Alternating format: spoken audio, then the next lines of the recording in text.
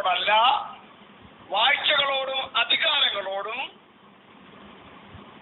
ഈ അന്ധകാരത്തിന്റെ ലോകാധിപതികളോടും സ്വർലോകങ്ങളിലെ ദുഷ്ടാത്മസേനയോടുമത്രേ. ഇതിനെ തുടർന്ന് കുറെ കാര്യങ്ങൾ പറയുന്നുണ്ട്. എങ്കിലും തൽക്കാലം ഞാൻ ഇവിടെ നിന്ന് സംസാരിച്ച ശേഷം മുന്നോട്ട് പോകാം. അപ്പോൾ നമ്മളെ സംബന്ധിച്ച് പിശാചിനോട് എതിർത്ത് നിൽക്കണം, അവന്റെ തന്ത്രങ്ങളോട് എതിർത്ത് നിൽക്കണം. എന്നാൽ നമുക്കാർക്കും ജഡരക്തങ്ങളോട് പോരാട്ടമില്ല. അപ്പൊ നമുക്ക് പോരാട്ടമുള്ളത് ആരോടാണ്? We are in a battlefield. നമ്മളൊരു യുദ്ധക്കളത്തിലാണ്. ഇവിടെ നാം യുദ്ധം ചെയ്യുകയാണ്. ഈ യുദ്ധം ആരോടാണ്? നമ്മുടെ സഹജീവികളായ നമ്മുടെ കൂടപ്പിറപ്പുകളോടോ നമ്മുടെ സഹോദരവർഗത്തോടോ ഒന്നുമല്ല. പിന്നെ എന്തിനോടാണ് നമുക്ക് പോരാട്ടമുള്ളത്? വാഴ്ചകളോടും അധികാരങ്ങളോടും ഈ അന്ധകാരത്തിന്റെ ലോകാധിപതികളോടും സ്വർലോകങ്ങളിലെ ദുഷ്ടാത്മസേനയോടുമത്രേ. ഇത് പറയുമ്പോൾ നമ്മൾ എന്താണ്? വാളും കത്തിയും ഒക്കെ എടുത്ത്, തോക്കുമൊക്കെ എടുത്ത് ആരെയും ആക്രമിക്കാൻ പോകണമെന്നാണോ? നമ്മൾ അനാവശ്യമായ സംഭാഷണങ്ങളിൽ ഏർപ്പെടണമെന്നാണോ? ഒരിക്കലുമല്ല. വിശുദ്ധ തിരുവെഴുത്ത് നമ്മെ പഠിപ്പിക്കുന്നത് നമുക്ക് പോരാട്ടമുള്ളത് ജഡരക്തങ്ങളോടല്ല എന്നതാണ്. അത് വളരെ പ്രസക്തമായ കാര്യമാണ്. സോ നമുക്ക് മല്ലയുദ്ധമില്ല, തമ്മിൽ തല്ലില്ല, ആശയപരമായ നിലപാടുകൾ മാത്രമാണുള്ളത്. അപ്പോൾ ആശയപരമായ നിലപാടുകളിൽ നമ്മൾ എന്താണ് ചെയ്യേണ്ടത്? ആശയത്തെ ആശയം കൊണ്ട് നേരിടണം.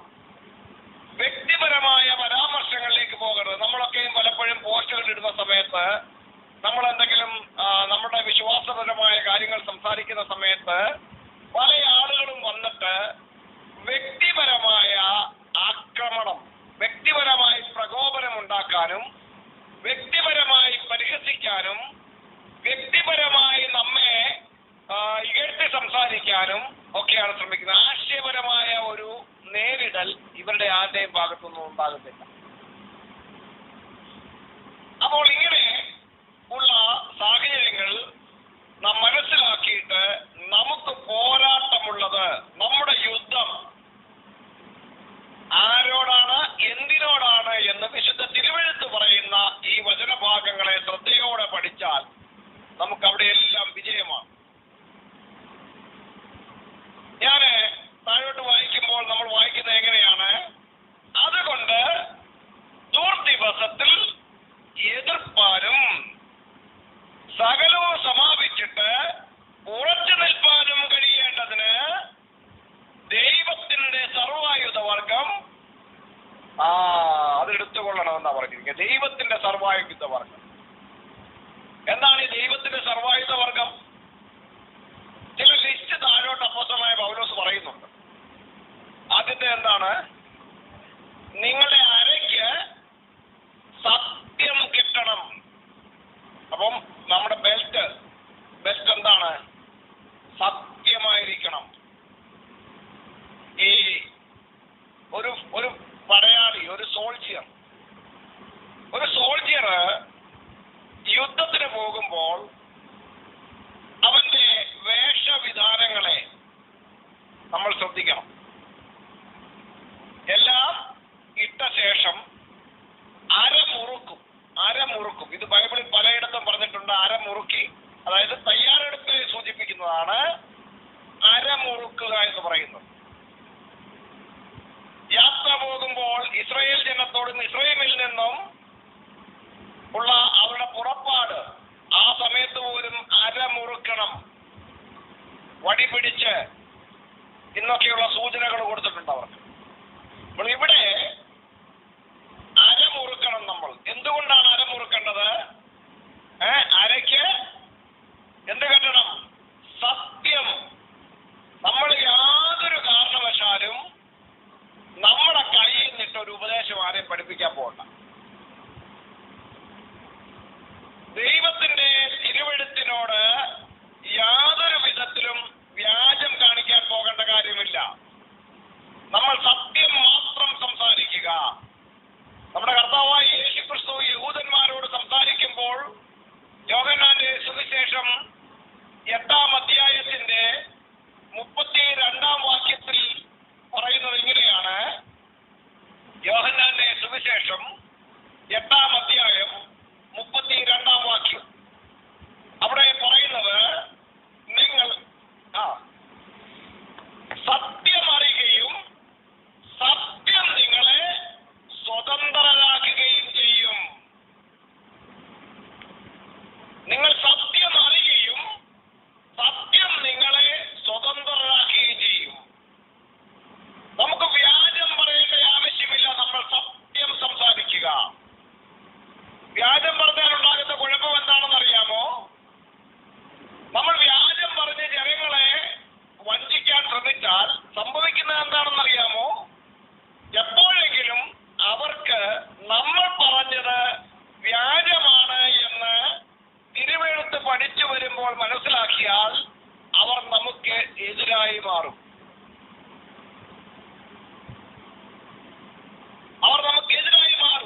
അതുവരെ അവർ വിശ്വസിച്ചു പോകുന്നതൊക്കെ തെറ്റാണെന്ന് അവർക്ക് കൃത്യമായ ബോധ്യം വരുമ്പോൾ അവർ നമുക്ക് എതിരായി മാറും. യാതൊരു കാരണവശാലും നമ്മൾ വ്യാജം പറഞ്ഞ ആരെ കൂട്ടത്തിൽ ചേർക്കാൻ നടക്കരുത്. നമുക്ക് ആൾക്കാരെ കൂട്ടത്തിൽ ചേർക്കുന്ന പരിപാടിയല്ല.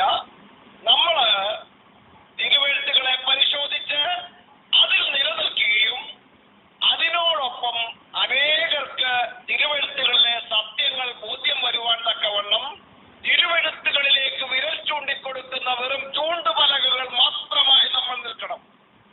നമ്മൾ വെറും ചൂണ്ടുപലകകൾ മാത്രമാണ്. നമുക്ക് നമ്മുടേതായ ഒരു ഉപദേശമില്ല. നമുക്കുള്ളത് നമ്മുടെ കർത്താവായ യേശുക്രിസ്തു പഠിപ്പിച്ചതായ സത്യവചനങ്ങളാണ് നമ്മുടെ ഉപദേശം എന്ന് പറയുന്നത്. അതിനോട് കൂട്ടാനും കുറയ്ക്കാനും നമ്മളാരും തയ്യാറല്ല. അതുകൊണ്ട് അരയ്ക്ക് സത്യം കെട്ടണം. വ്യാജം പറഞ്ഞ ആൾക്കാരെ വഞ്ചിക്കരുത്. നമ്മുടെ ചുറ്റുപാടുകളിലൊക്കെ ആൾക്കാർ വഞ്ചിക്കപ്പെട്ടിരിക്കുന്ന ഒരു വലിയ സമൂഹത്തെയാണ് കാണുന്നത്. ഇവർ വഞ്ചിക്കപ്പെട്ടത് എങ്ങനെയാണെന്നറിയാമോ? ഇവരെല്ലാം വഞ്ചിച്ചിരിക്കുന്നത് യേശുക്രിസ്തുവാണ് ദൈവമെന്നാണ് പഠിപ്പിച്ചിരിക്കുന്നത്. ഈ യേശുക്രിസ്തുവാണ് ദൈവമെന്ന് പഠിപ്പിച്ചിരിക്കുന്ന ഇവര് ജനങ്ങളെ വഞ്ചിക്കുകയാണ് ചെയ്തത്. വ്യാജമാണ് അവർ പറഞ്ഞത്. ബൈബിൾ പഠിപ്പിക്കുന്ന ദൈവം യേശുക്രിസ്തു അല്ല എന്ന് വിശുദ്ധ തിരുവെഴുത്ത് വളരെ കൃത്യമായി ബോധ്യപ്പെടുത്തുന്നുണ്ട്. ദൈവം ഒരുവൻ, ദൈവമോ ഒരുത്തൻ മാത്രം, ദൈവം ഏകനല്ലോ എന്നിങ്ങനെ തിരുവെഴുത്ത് കൃത്യമായി പഠിപ്പിക്കുകയാണ്. ഗലാത്യ ലേഖനം 3-ാം അധ്യായം 20-ാം വാക്യത്തിൽ ദൈവമോ ഒരുത്തൻ മാത്രം എന്നെഴുതിയിരിക്കുന്നു. ഗലാത്യർ 3:20. ദൈവമോ ഒരുത്തൻ മാത്രം. ഒരുത്തൻ മാത്രം എന്ന് പറഞ്ഞു കഴിഞ്ഞാൽ രണ്ടാമതൊരുവനില്ല. റോമാലേഖനം 3-ാം അധ്യായം 30-ാം വാക്യം. റോമർ 3:30. ദൈവം ഏകനല്ലോ. ഏകമല്ലോ എന്നല്ല, പലരും ഏകമെന്ന് പറഞ്ഞുകൊണ്ട് നടക്കുന്നു. ഏകമല്ലോ എന്നല്ല, ഏകനല്ലോ എന്നാണ് സ്ഫുടമായ മലയാളമാക്കണത്. ഏകൻ എന്ന് പറഞ്ഞാൽ രണ്ടുപേരല്ല, ഒരുവൻ. 1 തിമോത്തിയോസ് 2-ാം അധ്യായം 5-ാം വാക്യം. ദൈവം ഒരുവൻ, ദൈവത്തിനും മനുഷ്യർക്കും മധ്യസ്ഥനും ഒരുവൻ. അപ്പോൾ ദൈവം ഒരുവൻ എന്ന് വളരെ കൃത്യമായി അപ്പോസ്തലനായ പൗലോസ് പറഞ്ഞിട്ടുണ്ട്. ഈ പൗലോസ് പറഞ്ഞതുകൊണ്ട് മാത്രം നമ്മൾ വിശ്വസിക്കേണ്ട. കർത്താവായ യേശുക്രിസ്തു പറഞ്ഞിട്ടുണ്ട്, ദൈവം ഒരുവൻ മാത്രം നല്ലവൻ, ഒരുവനേ ഉള്ളു ദൈവമെന്ന് യേശുക്രിസ്തു പറഞ്ഞിട്ടുണ്ട്. ഇനി നമ്മൾ പഴയ നിയമത്തിലേക്ക് പോയാൽ യെശയ്യാ പ്രവാചകന്റെ പുസ്തകം 45-ാം അധ്യായം 5 മുതൽ 7 വരെയുള്ള വാക്യങ്ങൾ നമ്മൾ പരിശോധിച്ചാൽ വളരെ കൃത്യമായി അവിടെ യഹോവയായ ദൈവം പറയുകയാണ്, ഞാൻ യഹോവയാകുന്നു. ഞാനെന്ന് പറഞ്ഞാൽ എത്ര പേരുണ്ട്? ഒരാൾ മാത്രമേ ഉള്ളൂ. ഞങ്ങൾ യഹോവയാകുന്നു എന്നല്ല പറഞ്ഞത്, ഞാൻ യഹോവയാകുന്നു.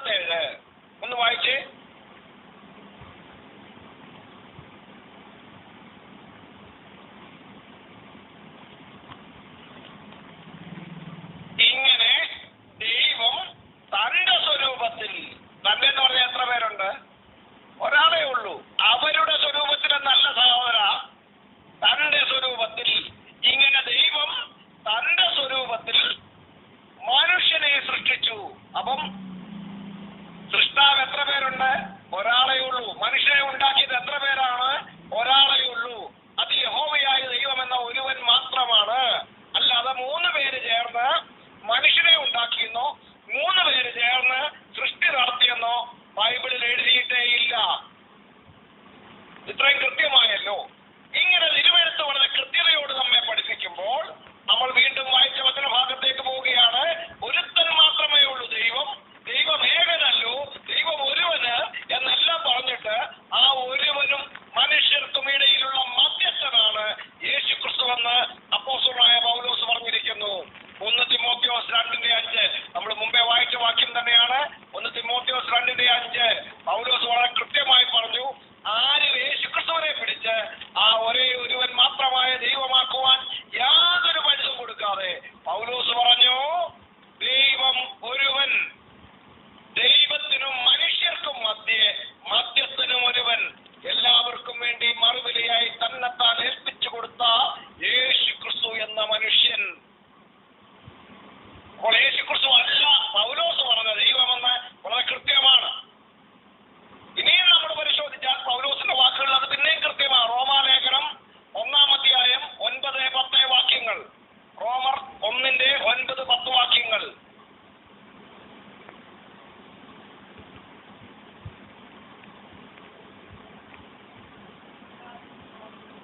ഞാൻ ഇടപെടാതെ നിങ്ങളെ ഓർത്തുകൊണ്ട് ദൈവേഷ്ടത്താൽ എപ്പോഴെങ്കിലും നിങ്ങളുടെ അടുക്കൽ വരുവാൻ സാധിച്ചാൽ,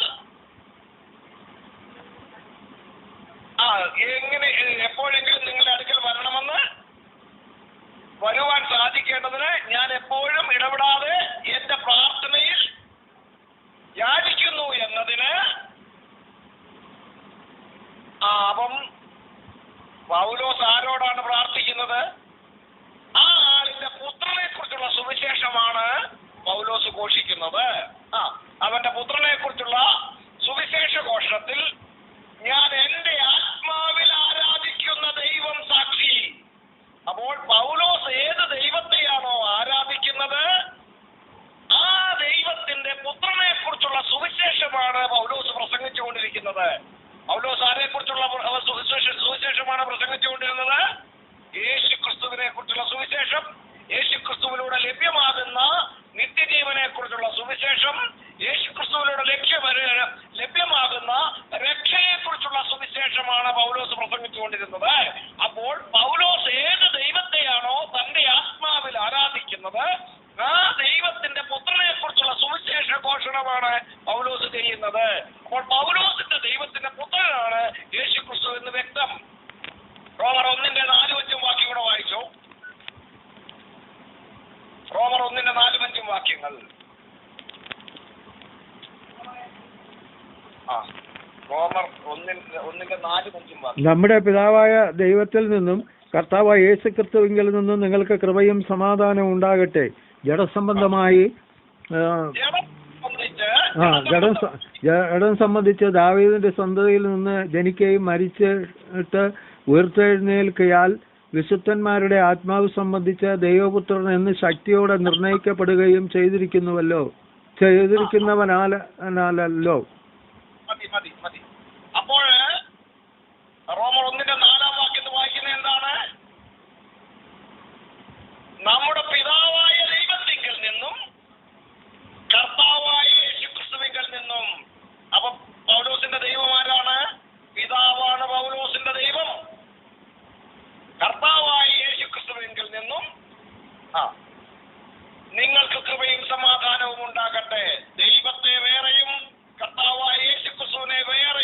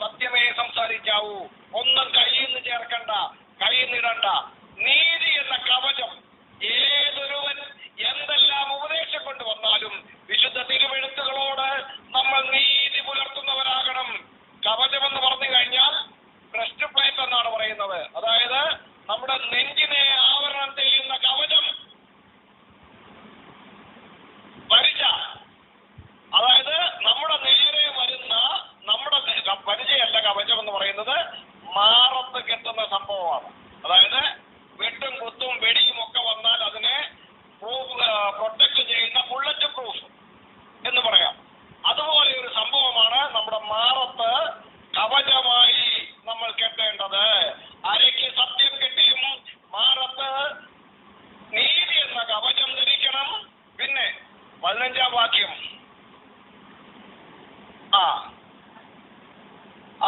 സമാധാന സുവിശേഷത്തിനായുള്ള ഒരുക്കം കാലിൽ ചെരുപ്പാക്കണമെന്ന്.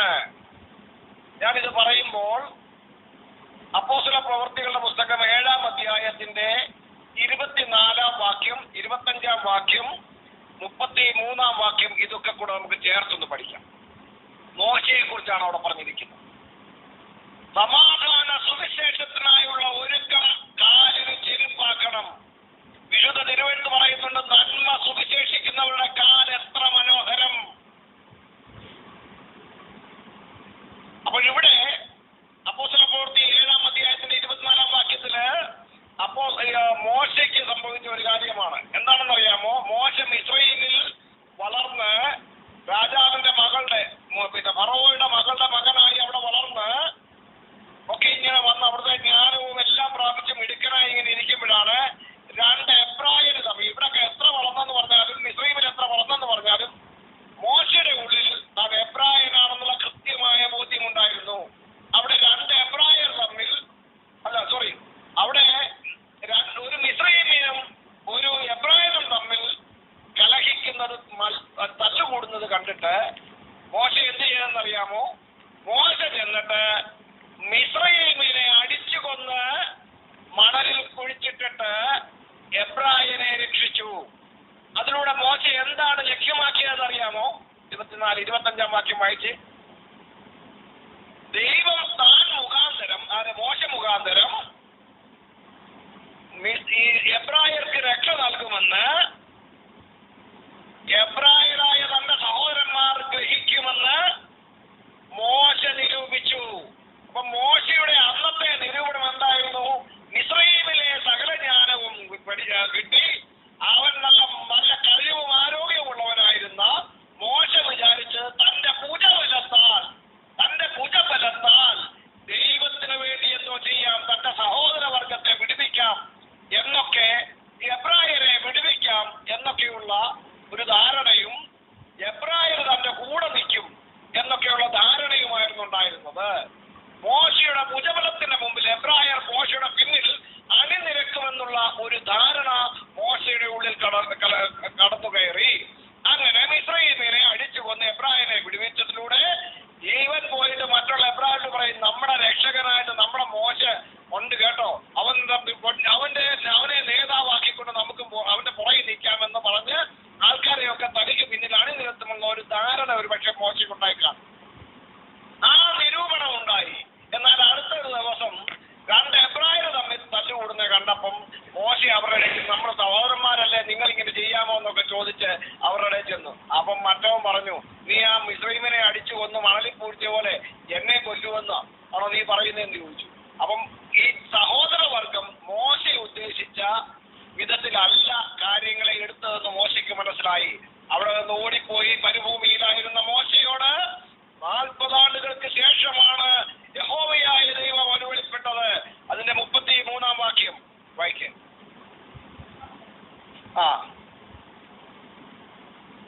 യഹോവയായ ദൈവം ദൂതൻ മുഖാന്തരം മോശയോട് സംസാരിക്കുന്നതാണത്. നീ നിൽക്കുന്ന സ്ഥലം വിശുദ്ധ ഭൂമിയാകിയാൽ നിന്റെ കാലിൽ നിന്ന് ചെരുപ്പ് അഴിച്ചു കളക. മിസ്രയീമിലുള്ള എന്റെ ജനത്തിന്റെ പീഡ, അവരുടെ കഷ്ടത ഞാൻ കണ്ടു. അവിടെ നരക്കവും ഞാൻ കേട്ടു. നീ നേരത്തെ വിചാരിച്ച എന്താണ്? നിന്റെ ഭുജബലത്താൽ അവരെ രക്ഷിക്കാമെന്ന. എന്നാ അങ്ങനെ അല്ല കുഞ്ഞെ. യഹോവയായ ദൈവം ഈ ജനത്തിന്റെ കഷ്ടതയും പീഡയും എല്ലാം കണ്ടു. ഉറപ്പിച്ചു പറയുക, കണ്ടു. അവരുടെ ഞരക്കം, അവരുടെ വിലാപം, അവരുടെ നിലവിളിയൊക്കെ ഞാൻ കേട്ടു. അവരെ വിടുവിപ്പാനായി ഞാൻ ഇറങ്ങി വന്നിരിക്കുന്നു. ഇപ്പോൾ വരിക, ഞാൻ നിന്നെ മിസ്രയീമിലേക്ക് അയക്കും. നീ അവിടുന്ന് പണ്ട് ഓടിപ്പോന്നതാണ്, എന്നാൽ നിന്നെ ഞാൻ അങ്ങോട്ട് അയക്കാൻ പോവുക. അപ്പൊ ഇവിടെ വളരെ കൃത്യമായി ദൈവത്തിന്റെ പദ്ധതിയെ മനസ്സിലായല്ലോ. പ്രിയരെ, സമാധാന സുവിശേഷത്തിനായുള്ള ഒരുക്കം കാലിന് ചെരുപ്പാക്കണം. നമ്മുടെ ജ്ഞാനം കൊണ്ടോ നമ്മുടെ ബുദ്ധി കൊണ്ടോ നമ്മുടെ മസിൽ പവർ കൊണ്ടോ ഒന്നുമല്ല ദൈവത്തിന്റെ പദ്ധതികളെ സ്ഥാപിക്കുന്നത്. ദൈവത്തിന്റെ പദ്ധതികളെ സ്ഥാപിക്കുന്ന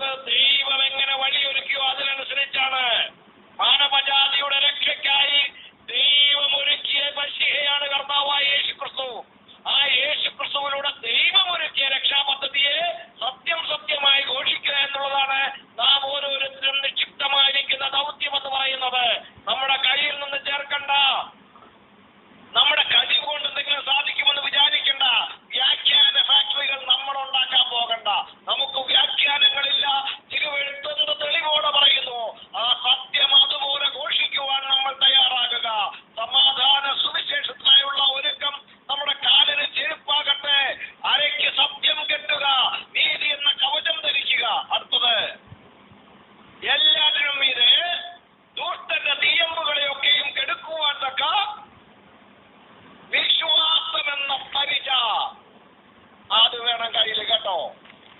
ദുഷ്ടന്റെ സകലവിധമായ ദുർവ്യാഖ്യാനങ്ങളെയും അവന്റെ സകല തന്ത്രങ്ങളെയും എതിർത്തു നിൽക്കുവാൻ കഴിയുന്ന വിശ്വാസം എന്ന പരിച വിശുദ്ധ തിരുവെഴുത്തുകളിൽ കർത്താവായ യേശുക്രിസ്തുവിന്റെ അധ്യാപനങ്ങളിൽ നാം ഓരോരുത്തരും കൃത്യമായി വിശ്വസിക്കണം. യോഹന്നാന്റെ സുവിശേഷം 5-ാം അധ്യായം 24-ാം വാക്യത്തിൽ കർത്താവായ യേശുക്രിസ്തു പറയുന്നത്, ആമേൻ ആമേൻ ഞാൻ നിങ്ങളോട് പറയുന്നു. യോഹന്നാൻ 5:24, ആമേൻ ആമേൻ ഞാൻ നിങ്ങളോട് പറയുന്നു, എന്റെ വചനം കേട്ട് എന്നെ അയച്ചവനിൽ വിശ്വസിക്കുന്നവന് നിത്യജീവനുണ്ട്. അപ്പൊ മനസ്സിലായോ? വിശ്വാസം എന്ന പരിച കർത്താവായ യേശുക്രിസ്തു പറഞ്ഞ വചനങ്ങളുടെ മുമ്പിലുള്ള സമർപ്പണം, അതിനോടുള്ള വിശ്വാസത്തിലൂടെ യേശുക്രിസ്തുവിനെ അയച്ചവനായ പിതാവാണ് ഏക സത്യ ദൈവമെന്ന് വിശ്വസിക്കുന്നതിലൂടെ നിത്യജീവൻ കിട്ടും. വിശ്വാസം എന്ന പരിച കർത്താവായ യേശുക്രിസ്തു പറഞ്ഞ വചനങ്ങളിൽ വിശ്വസിക്കുന്നവന് നിത്യജീവൻ ഉറപ്പാണ്. യേശുക്രിസ്തു പറഞ്ഞത് തന്നെ അയച്ചവനിൽ വിശ്വസിക്കുക എന്ന സന്ദേശമാണ്. അപ്പോൾ എന്റെ വചനം കേട്ട് എന്നെ അയച്ചവനിൽ വിശ്വസിക്കുന്നവന് നിത്യജീവനുണ്ട്. അവൻ ന്യായവിധിയിലാകാതെ മരണത്തിൽ നിന്ന് ജീവനിലേക്ക് കടന്നിരിക്കുന്നു. പ്രിയരേ, ദുഷ്ടന്റെ സകല തീയമ്പുകളെയും കെടുക്കുവാൻ തക്കവണ്ണമുള്ള വിശ്വാസം എന്ന പരിച നമ്മുടെ കയ്യിലുണ്ടാകണം. അടുത്തത് രക്ഷ എന്ന ശിരസ്ത്രം. രക്ഷ എന്ന ശിരസ്ത്രം നമുക്ക് തന്നിരിക്കുന്ന ഹെൽമറ്റാണ് രക്ഷ. ഈ രക്ഷ എങ്ങനെ കിട്ടുന്നത്? രക്ഷ കിട്ടണമെങ്കിൽ കർത്താവായ യേശുക്രിസ്തുവിൽ വിശ്വസിക്കണം. യേശുക്രിസ്തു പറഞ്ഞ വചനത്തിൽ വിശ്വസിക്കണം. യോഹന്നാൻ 14:1 പറയുന്നത്, നിങ്ങളുടെ ഹൃദയം കലങ്ങിപ്പോകരുത്, ദൈവത്തിൽ വിശ്വസിപ്പീൻ, എന്നിലും വിശ്വസിപ്പീൻ. ദൈവം വേറെ, ഞാൻ വേറെ. ദൈവത്തിൽ വിശ്വസിക്കണം, എന്നിലും വിശ്വസിക്കണം. യേശു പറഞ്ഞത് വിശ്വസിക്കാതെ രക്ഷ കിട്ടുമോ? രക്ഷ കിട്ടത്തില്ല. യേശു എന്താണ് പറഞ്ഞത്? യേശു പറഞ്ഞ വചനം കേട്ട് യേശുക്രിസ്തുവിനെ അയച്ചവരിൽ വിശ്വസിക്കണം, അവന് നിത്യജീവനുണ്ടെന്നാണ് പറഞ്ഞത്. അപ്പൊ രക്ഷ വേണമെങ്കിൽ യേശു പറഞ്ഞ വചനത്തിൽ വിശ്വസിച്ചേ മതിയാകുള്ളൂ. യേശു പറഞ്ഞ വചനം കൈക്കൊണ്ടേ മതിയാകുള്ളൂ. അവിടെയാണ് രക്ഷ. അവൻ ന്യായവിധിയിലാകാതെ മരണത്തിൽ നിന്ന് ജീവനിലേക്ക് കടന്നിരിക്കുന്നു. മരണത്തിൽ നിന്ന് ജീവനിലേക്കുള്ള പ്രവേശമാണ് രക്ഷ എന്ന് പറയുന്നത്. ന്യായവിധിയിലാകാതെ മരണത്തിൽ നിന്ന് ജീവനിലേക്കുള്ള പ്രവേശം എന്ന് പറയുന്നത് കർത്താവായ യേശുക്രിസ്തു പറഞ്ഞ വചനം കേട്ട് യേശുക്രിസ്തുവിനെ അയച്ചവനിൽ വിശ്വസിക്കുന്നതിലൂടെയാണ്. അങ്ങനെ രക്ഷ എന്ന ശിരസ്ത്രവും ദൈവവചനം എന്ന ആത്മാവിൻ വാള്, അല്ലാതെ കൊല്ലനുണ്ടാക്കിയ വടിവാണം കൊണ്ട് പോകാനല്ല പറഞ്ഞത്, തൂക്കം കൊണ്ട് പോകാനല്ല പറഞ്ഞത്. പിന്നെയോ ദൈവത്തിന്റെ വചനം എന്ന വാളാണ് നമുക്ക് തന്നിരിക്കുന്ന വാള്, അധികാരം. നാം ആ വചനമെന്ന വാളുമായി ദുഷ്ടന്റെ നേരെ നിന്ന് കഴിഞ്ഞാൽ എതിർത്ത് നിൽക്കുവാൻ തക്കവണ്ണം ഒരുത്തരും കഴിയുകയില്ല. പിശാചിനോട് എതിർത്ത് നിൽപ്പീൻ, എന്നാൽ അവൻ നിങ്ങളെ വിട്ട് ഓടിപ്പോകുമെന്ന് യാക്കോബ് അപ്പോസ്തലൻ പറഞ്ഞിട്ടുണ്ട്. Resist the evil and he shall flee from you. ദുഷ്ടനോട് എതിർത്ത് നിൽപ്പീൻ, അവൻ നിങ്ങളെ വിട്ട് ഓടിപ്പോകും. അടുത്തത് അപ്പോസ്തലനായ പൗലോസ് പറയുന്നത്, നമ്മള് സകല പ്രാർത്ഥനയാലും യാചനയാലും ഏതു നേരത്തും ആത്മാവിൽ ജാഗരിച്ച് പ്രാർത്ഥിച്ച് സകല വിശുദ്ധന്മാർക്കും എനിക്കും വേണ്ടി പ്രാർത്ഥിപ്പീൻ, പരസ്പരം ഓർത്ത് പ്രാർത്ഥിക്കുക. പ്രിയരെ, നമുക്ക് പോരാട്ടമുള്ളത് ജഡരക്തങ്ങളോടല്ല. നമുക്ക് വാളും കുന്തവും പരിചയും തൂക്കും വടിവാളും എടുത്തുകൊണ്ട് ഒരുത്തിന്റെയും നേരെ പോകണ്ട. നമ്മുടെ സ്വന്തം മസിൽ പവർ കാണിക്കാൻ പോകണ്ട. നമുക്ക് ചെയ്യുവാനുള്ളത് ദൈവത്തിന്റെ വചനവുമായി നല്ല ഒരുക്കത്തോടെ സത്യവും നീതിയും ഒക്കെ നാം നമ്മുടെ ആവരണമാക്കിക്കൊണ്ട് നാം നമ്മുടെ ഏറ്റെടുത്തുകൊണ്ട് സത്യവചനവുമായി നിന്ന് കഴിഞ്ഞാൽ അതിന്റെ മുമ്പിൽ നിൽക്കുവാൻ ഒരു ദുരുപദേശകനും കഴിയുകയില്ല. നമുക്ക് വ്യക്തികളോട് യാതൊരു യുദ്ധവുമില്ല. ആരോടാണ് യുദ്ധമുള്ളത്? വാഴ്ചകളോടും അധികാരങ്ങളോടും. എന്തധികാരം? ജനത്തെ വ്യാജത്തിൽ കുടുക്കി അവരുടെ മേൽ അധികാരം നടത്തിക്കൊണ്ടിരിക്കുന്ന ക്രിസ്തുവിന്റെ സുവിശേഷത്തിന് വിപരീതമായ ഉപദേശം പ്രചരിപ്പിച്ച് അവരുടെ മേൽ അധികാരം നടത്തിക്കൊണ്ടിരിക്കുന്ന വാഴ്ചകളോടും അധികാരങ്ങളോടും പിന്നെ നമുക്ക് പോരാട്ടമുള്ളത് ഈ അന്ധകാരത്തിന്റെ ലോകാധിപതികളോടും സ്വർലോകങ്ങളിലെ ദുഷ്ടാത്മസേനയോടും അത്രേ. ദൈവിക പദ്ധതികൾക്കെതിരായി വ്യാജം കൊണ്ട് നിൽക്കുന്ന അന്ധകാരം വ്യാപരിപ്പിച്ച് ക്രിസ്തുവിന്റെ സുവിശേഷം ശോഭിക്കാതിരിക്കേണ്ടതിന് ജനങ്ങളുടെ ഹൃദയങ്ങളിൽ അന്ധകാരം വ്യാപരിപ്പിച്ചുകൊണ്ട് പ്രവർത്തിക്കുന്ന പിശാചിന്റെ സകല തന്ത്രങ്ങളോടും എതിർത്ത് നിൽപ്പാൻ കഴിയേണ്ടതിന് ദൈവജനം ഒരുക്കമുള്ളവരായിരിക്കണം. അവിടെ അരയ്ക്ക് സത്യം കിട്ടി, നീതി എന്ന കവചം ധരിച്ച് സമാധാന സുവിശേഷത്തിനായുള്ള ഒരുക്കം കാലിന് ചെരുപ്പാക്കി വിശ്വാസം എന്ന പരിച ധരിച്ചുകൊണ്ട് രക്ഷ എന്ന ശിരസ്ത്രവും ദൈവത്തിന്റെ വചനമെന്ന ആത്മാവിന്റെ വാളും ധരിച്ചുകൊണ്ട് നമുക്ക് ശക്തിയോടെ മുന്നേറാം. ക്രിസ്തുവിന്റെ സത്യങ്ങളെ മാത്രം പ്രഘോഷിച്ചുകൊണ്ട് ദൈവിക പദ്ധതിയുടെ മുമ്പിൽ നാം നമ്മെ തന്നെ സമർപ്പിച്ചു കൊടുക്കാം. ജയകരമായി മുന്നേറാം. സർവശക്തനായ ദൈവം നമ്മെ ഏവരെയും സഹായിക്കട്ടെ. പ്രാർത്ഥനയ്ക്കായിട്ട് നമ്മുടെ തലകളെ ദൈവസന്നിധിയിൽ വണക്കാം. നമുക്ക് പ്രാർത്ഥിക്കാം.